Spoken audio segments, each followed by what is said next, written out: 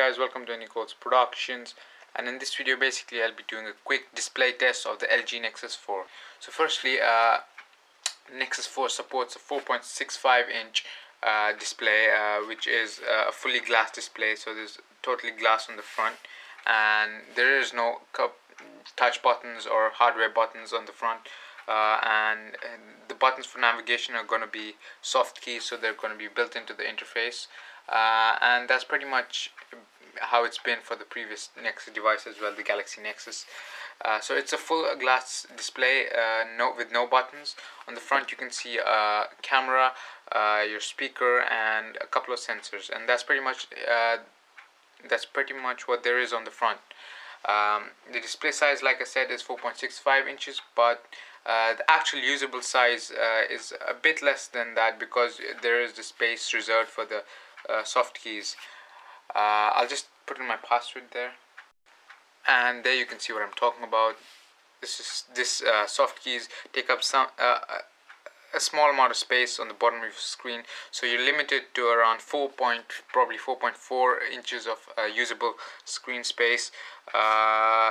And this is something that I don't like about Nexus devices, that the actual usable size of the display is lower than what the actual size of the display is. So there are a couple of mods which help you get rid of these, but out of the box you basically are stuck with these buttons here.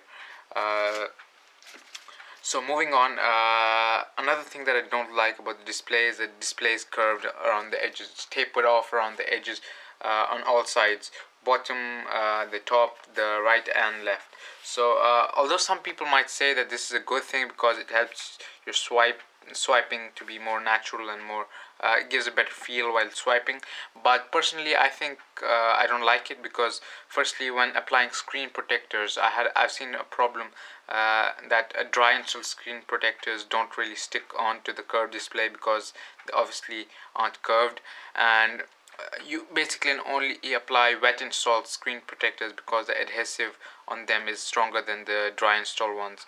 And even with the wet installed screen protectors, basically they have a problem when you put cases on top of them. So when you put a case on them, you get this bubbling effect, you get peeling effect, so it makes life difficult for us while putting on accessories, and you're limited to what accessories you can put and cases that you can choose for your device then.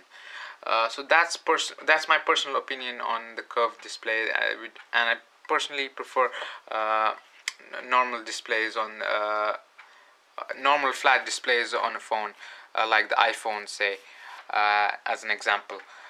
Moving on, let's talk about some good stuff about this display. So it supports a Super IPS LCD 2 or IPS LCD Plus panel, the same one found on the HTC One X. So as you know, HTC One X has probably one of the best panels out there on the market, and this is a good point about the Nexus 4's display, that the colors and the resolution both are really good on this. Being an IPS panel, you get some pretty natural looking colors to it, and you don't get those oversaturated colors like you get on the AMOLED panels.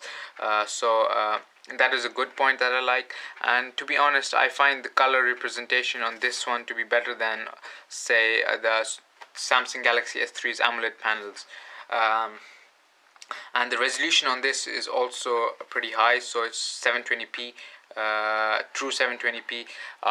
It has a resolution of 1280 by 768, which gives it around 320 ppi. I'm not sure about how many ppi, but around the 320 ppi mark, if I'm right.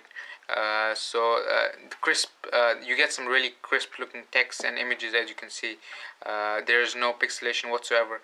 Another thing to note is in this display, it's a true RGB panel, so you don't have any shared subpixels like on the pentile panels on AMOLED displays. So you get a full set of subpixels for each pixel. There are no shared subpixels, so that makes for some even better looking colors and crispness on the displays.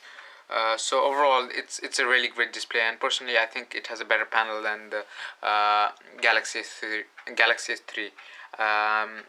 I think brightness wise it is brighter than the Galaxy S3 as well, although it's not as bright as the one on the HTC One X. And the HTC One X's display seems to be a tad or has a slight edge over this panel. Although it's not much, but I think the HTC One X has a slightly better display than the Nexus 4, although they use the same technology. If I would personally rate the three phones based on the display, I would give the top spot to the HTC One X. Moving on, I would give it to the Nexus 4, and then I would give it to the Galaxy S3. So yeah, that's my opinion on the display of the Nexus 4. Moving on, I also want to talk about the blacks and the whites on this and the contrast ratio in general. So personally speaking, the blacks on this aren't the best, so let me load up some wallpapers to give you an idea. So let's load up some colors, and there you can see the various colors, and I'll load up a black wallpaper. So say this wallpaper here. Now talking about the blacks on this display are not as black as you'd get on the Super AMOLED. That's one negative feature of Super IPS panels in general, because they don't give you that true black-like experience like on the AMOLED panels. How AMOLED panels work is basically they turn off the pixel when they have to represent a black color. So the pixel is being powered off. This helps save battery life and give you that true black experience, since there is no power going into the pixel. It's completely turned off and dark. This is not the case for IPS or LCD panels, as they still keep the pixel powered on, and they don't turn off the pixel completely. So that's why you don't get that true black-like experience on these panels. However, there's a negative side to AMOLED panels, and that is that their whites are not as good as white as on AMOLED on IPS or LCD panels. I'll load up a white wallpaper if I can find one.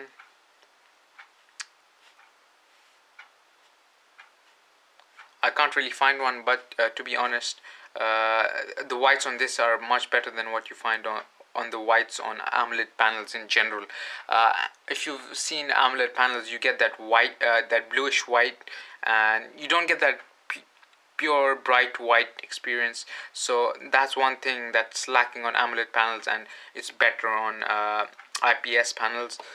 So you basically have to do a bit of a trade-off depending on which technology you go with.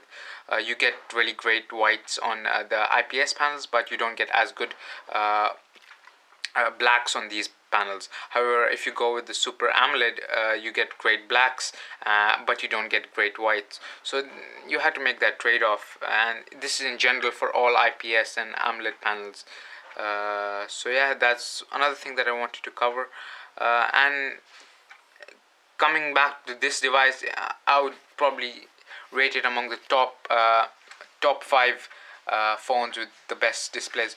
This doesn't have a 1080p like the Droid 1080p resolution like the Droid DNA, but there is no pixelation whatsoever on this display. It's a really great display, and to be honest, I would give it a good 9 out of 10. The only reason why I've reduced a point for this is because of the curved display and the lack of the ability to fully utilize this display. But other than that, it's a great panels, both colors wise. The contrast ratio is great, as well as brightness wise it's great, and it has a really high resolution, and it has a full RGB subpixel configuration. So yeah, that's basically all I wanted to say about the display on the Nexus 4. I hope you guys liked it, and yeah, this is ending call. Peace out.